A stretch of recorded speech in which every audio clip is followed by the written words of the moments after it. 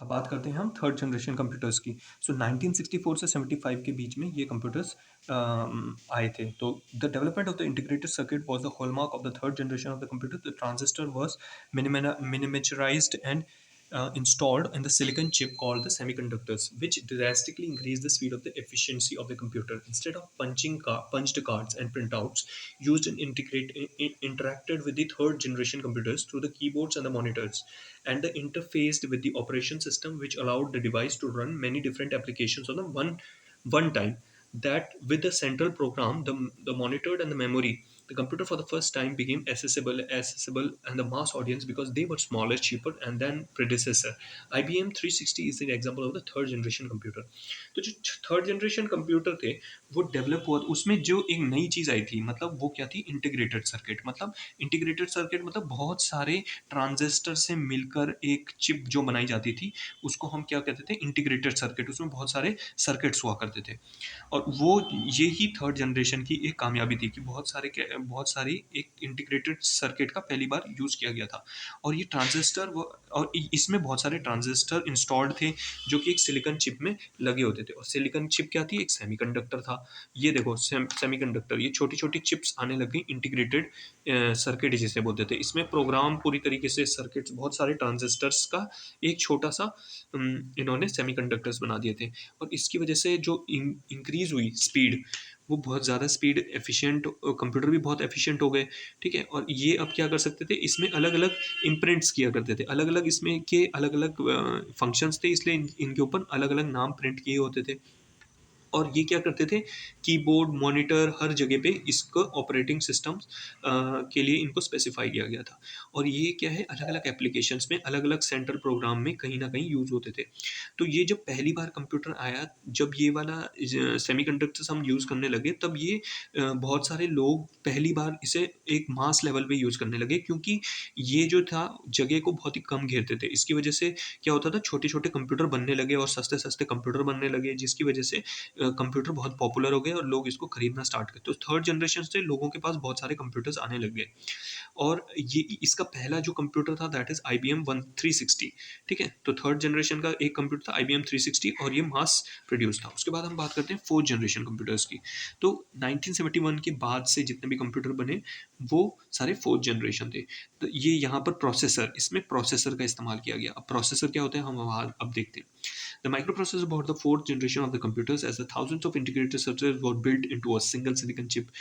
That is called the fourth generation. Fitted the entire room could now fit in a palm of the hand. The Intel 404 chip, developed in 1971, located all the computer in the computer from the central processing unit and the memory input control of a single chip. In 1981, the IBM introduced its first computer for the home use, and in 1984, the Apple introduced the Macintosh. अब क्या हुआ कि जब semiconductors का इस्तेमाल करते थे, अब उससे भी बहुत ही छोटा सर्किट हमारा मार्केट में आ गया, that is called a processor. Processor में बहुत सारे इंटीग्रेटेड चिप्स अंदर होते थे, मतलब ये उससे भी छोटा होता था। तो अब जो एक कमरे जितने बड़े प्रोसेसर्स का, सेमीकंडक्टर्स का इस्तेमाल करते थे, वहाँ पर एक छोटी सी चिप के अंदर सारे ट्रांजिस्टर फिट हुआ करते थे। और ये सारा डिवाइस जो बना था, ये सिलिकॉन चिप से बना होता था। ये फर्स्ट जनरेशन के जो कंप्यूटर्स है, उससे जो फर्स्ट जनरेशन के कंप्यूटर थे, वो पूरा रूम घेरते थे। अब जो ये लोकेट था, इसके कंप्यूटर जो होते थे, वो बहुत ही छोटी जगह पे एक्यूमुलेट करते थे। तो बहुत ही स्पेस का जो है, हमें बहुत ही कम स्पेस में ज़्यादा प्रोसेसिंग मिल जाती थी। अलॉन्ग विद दैट इसकी मेमोरी भी बहुत अच्छी हुआ करती थी, और एक सिंगल चिप में हम मल्टीपल चिप्स अगर लगाते तो उसकी मेमोरी और ज़्यादा बढ़ जाती थी। तो ये जो IBM ने जो था, जो फर्स्ट कंप्यूटर यूज़ किया, बनाया था होम के लिए, अलॉन्ग विद दैट एप्पल ने भी उसके बाद दूसरी कंपनीज में आने लग गई। जैसे एप्पल ने एक मैग्नेटोश करके एक फोर्थ जनरेशन कंप्यूटर भी बनाया था, जिसमें हमने पहली बार प्रोसेसर का इस्तेमाल किया था।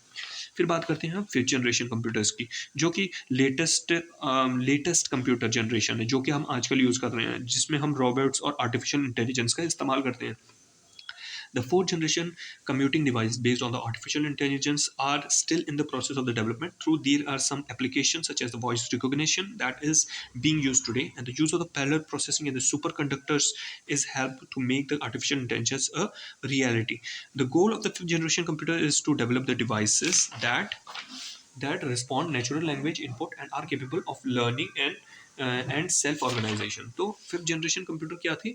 ऐसे कंप्यूटर डिवाइसेस थे जो आर्टिफिशियल इंटेलिजेंस पे बेस्ड थे। आर्टिफिशियल इंटेलिजेंस क्या होती है कि वो अपने आप ही सोचता है, कंप्यूटर खुद ही सोचता है, आपने कमांड दिया वो अपने आप ही सोच के आंसर बताता है जो कि उसमें फीड कर रखे होते हैं हमने।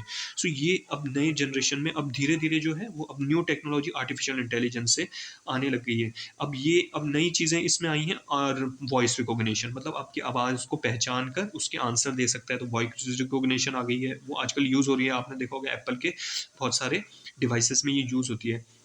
Along with that super conductors का इसमें बहुत ज़्यादा रोल है, क्योंकि सुपर कंडक्टर्स अब यूज़ होने लग गए हैं, तो कंडक्टर्स बहुत ही सुपीरियर होते हैं जिसकी वजह से हम और भी बहुत फास्ट कैलकुलेशंस कर सकते हैं। तो आर्टिफिशियल इंटेलिजेंस ने अब ज़िंदगी को बहुत ही आसान कर दिया है और ये एक अब रियलिटी बन गई है आजकल के ज़माने में। तो गोल और जो गोल है फिफ्थ जनरेशन का वो ऐसे डिवाइसेस को बनाना है जो कि नेचुरल लैंग्वेज हमारी जो हम डे टू डे लैंग्वेज को यूज़ करते हैं वो कैपेबल हो लर्निंग करने के लिए और नई नई चीज़ों को ऑर्गेनाइजेशंस को में काम करने के लिए ये कैपेबल हो।